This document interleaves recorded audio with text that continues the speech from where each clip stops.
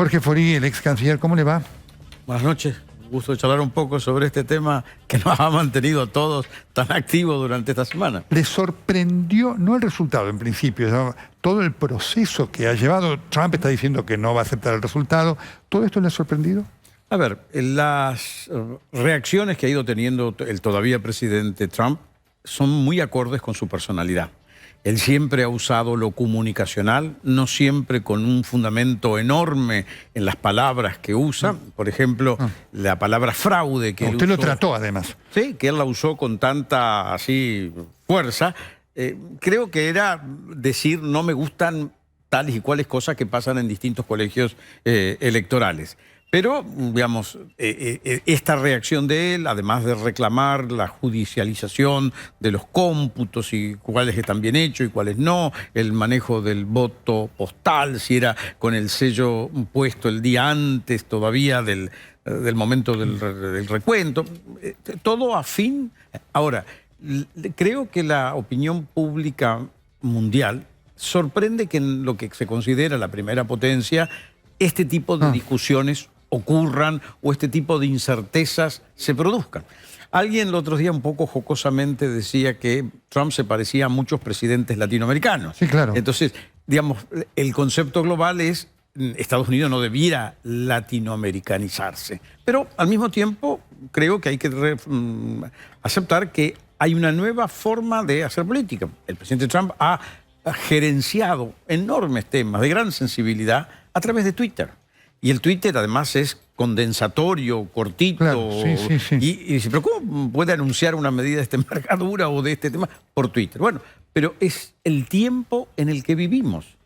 Entonces se han producido manifestaciones y nos llama ahora la atención el hecho de percibir visualmente la grieta, la discusión entre dos Estados Unidos, pero que esos dos Estados Unidos venían como de alguna forma conformándose. Claro, correcto. Y en la votación del 2016 fue de algún modo el registro de que existía una América, la que nosotros llamamos la América Central, los Estados Unidos centrales, los no conocidos, que tenían mucho tipo de carencias y que no encontraban una voz. La pregunta que siempre surge es, ¿y esto le cambia algo a la Argentina?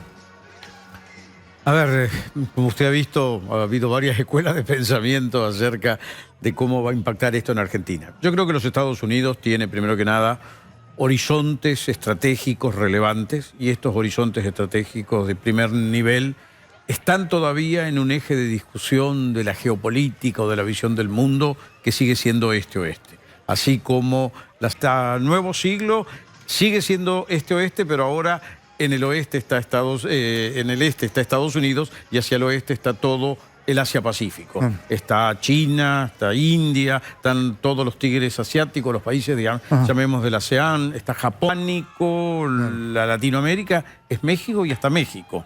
Y después empieza a suavizarse. Por lo tanto, aunque no estamos en el horizonte prioritario, van a esperar respuestas razonables de nuestra parte. Argentina está en un proceso negociador de su, de su endeudamiento. Así ya lo ha hecho prácticamente con todos los temas. ¿Cómo ve el tema Venezuela? A ver, en el tema Venezuela yo creo que va a haber una mirada más calma desde la óptica del gobierno demócrata. Calma en el sentido de cómo son las manifestaciones, que en el caso de Trump eran muy marcadas. Si bien nunca hizo nada definitivo, pero sus declaraciones eran fuertes.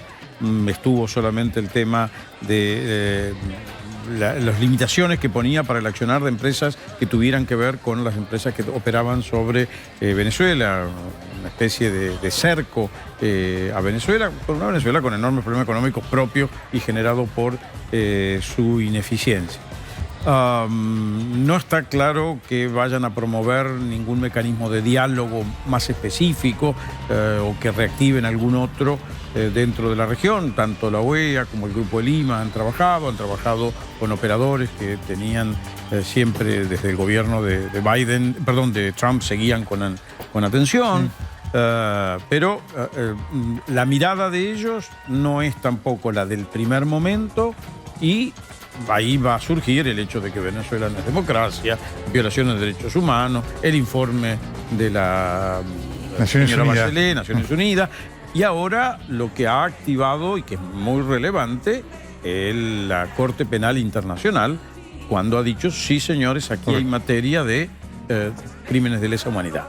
Y eso no es un dato menor, porque esa justicia es como siempre. Nadie le presta atención, pero sigue, y un día produce un resultado.